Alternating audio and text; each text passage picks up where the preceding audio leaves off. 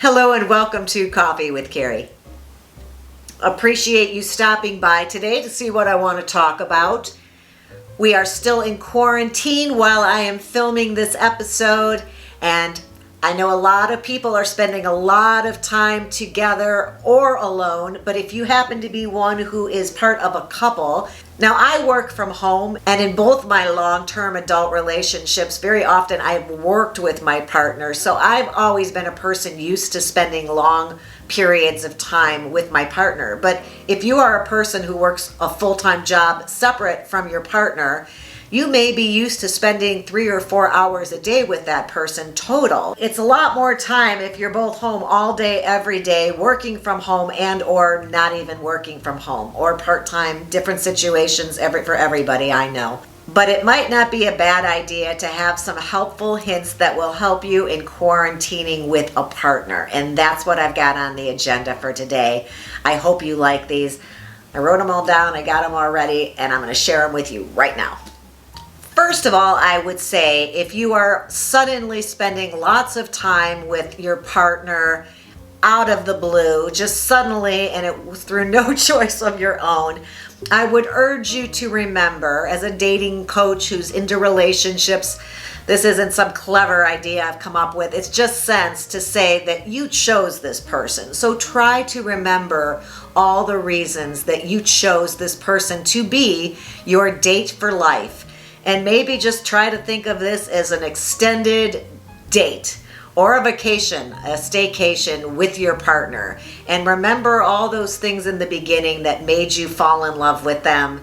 You know, maybe it's been a long time you've been together. Maybe it's a newer second relationship. Maybe it's a new first relationship. In any event, you chose this person or they wouldn't be in your house sheltering at home with you right now. Remember why that all started. And number two, I wanted to also remind you that while it can be very frustrating and nerve-wracking, and some of us feel really upset and aren't taking this as well as we would hope we could, it's a lot. It's just a lot right now, and it's emotionally taxing and it's stressful. I know that when I run out to get food, I come back and I'm super stressed from, my mother said to me the other day when I dropped off food over there, "You all right?" I'm like, "Yeah, I'm just stressed out." She's like, and she hasn't gone out to shop. I'm the only one shopping. She said, "Why?" I said, "I'm trying to get food and stay alive all at the same time." It's like, you're on a mission to avoid people who aren't wearing masks and not touch things you don't have to. And it's like an obstacle course for your life out there. So it's very stressful. And then seeing all the stories and hearing the news, and it can be a lot. So I urge you to not take out those frustrations on the one person who you truly know does have your best interests at heart if you are a couple. It's really just not fair to take out your frustrations on this person who signed up to be hanging out with you. I don't know why we tend to do that. I think maybe sometimes we take all the frustrations of the world and bring them home with us and then hand them off to somebody who truly doesn't deserve them, but they're the nearest thing, and perhaps it's because we know they won't leave no matter how much we dish at them. But you wouldn't want somebody doing that to you, so do unto others and try to be kind to your partner. Number three, I'm going to give you some things to do together, but I think I should mention right off the bat, try to do some things apart if there's a lot of togetherness going on. If you have more than one TV, what a great opportunity to have a favorite show that the other person doesn't want to see and go your own way to split off and watch different things in separate rooms. Or to take a walk by yourself. Not saying you can't walk together. I think that's probably on my list of things to do together, but it's also a way to clear your head, get some fresh air, and be alone with your own thoughts and not be contending with somebody else in your space. I recently did a couple episodes. One was about different projects to take on, and one was just different ways to be productive in nurturing your own self, your own spirit, and your own journey.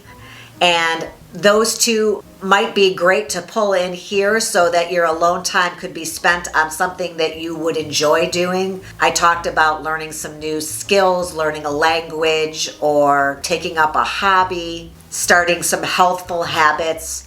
Those are things you would be doing alone, and those count as alone time, and you can do them in a separate room if you need to. But if you need a couple fun things to do together, I have a couple ideas there that would make this time not so mundane. There have already been so many days we've been sheltering at home. I'm assuming other people are also finding that it can become redundant. So let's mix it up a bit, and here are some ideas. You can have a concert night.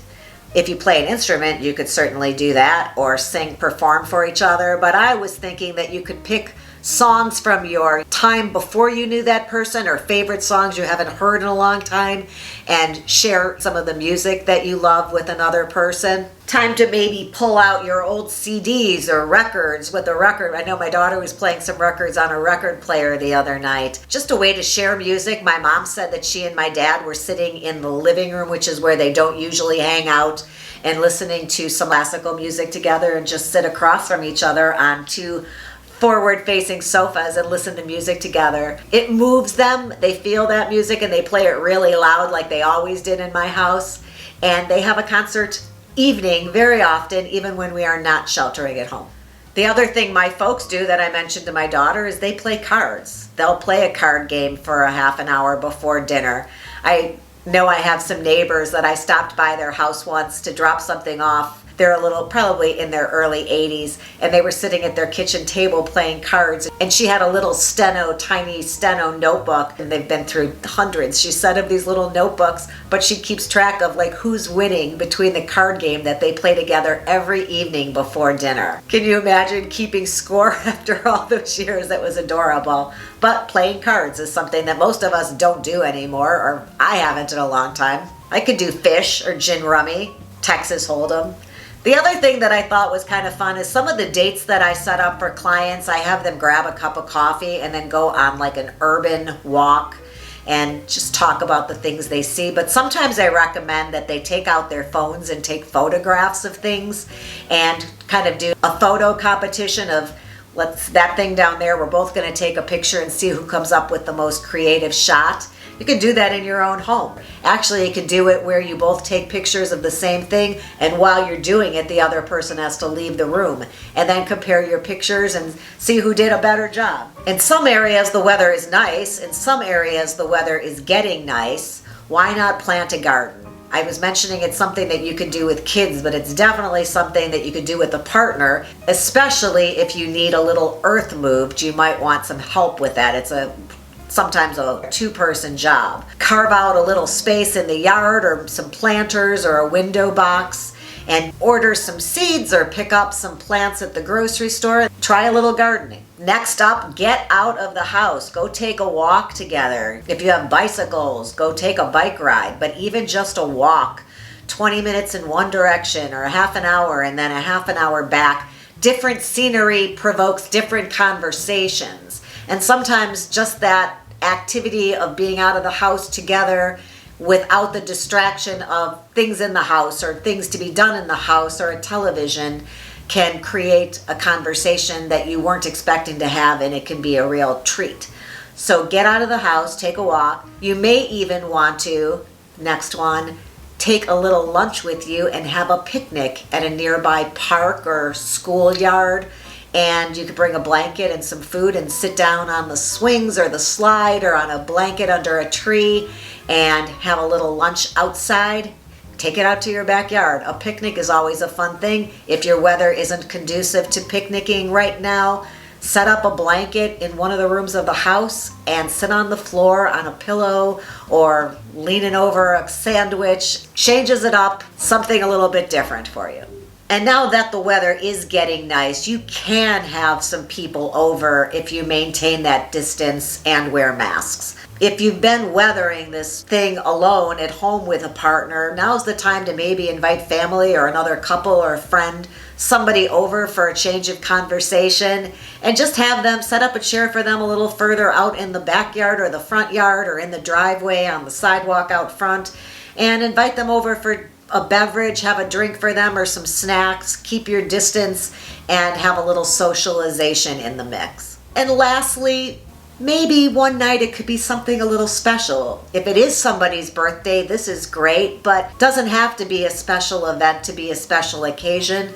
Make a nice dinner, open a bottle of wine or something that you don't drink regularly, make it candlelight, play some music, or sit on the floor next to the coffee table and sit on a pillow and eat at that table with music playing instead of the television on. Make it a romantic get-together in your very own living room or dining room. I know my parents would always take advantage of our long dining room table if ever they had people over and they had both leaves in it at the same time. Before they would put it back together again, my mom would serve a special dinner in the dining room with some tall candles in the middle, and they would each sit at opposite ends of the now very long table, and like they were in the movies. I thought that was adorable. I'm sure it felt very special, and that's what I'm encouraging you to do. Make a special date night that feels like an anniversary, even if it's not. And if it goes really well, you can make it a weekly event that you've got.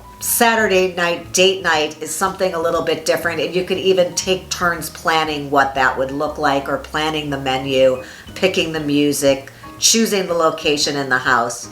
Try to be nice to each other, people. I know that it can be hard when we're stuck here and stressed out, but this is also a great opportunity to reconnect with someone with all the time we have to spend together. I hope you found something in there helpful. That's why I did it. And if you did, please give the video a thumbs up. I hope you'll subscribe so that we can hang out again sometime. Hit the ring bell so that you're notified every time I upload a new video. I appreciate you being here. Thank you so much. And until the next time we see each other, have a good one.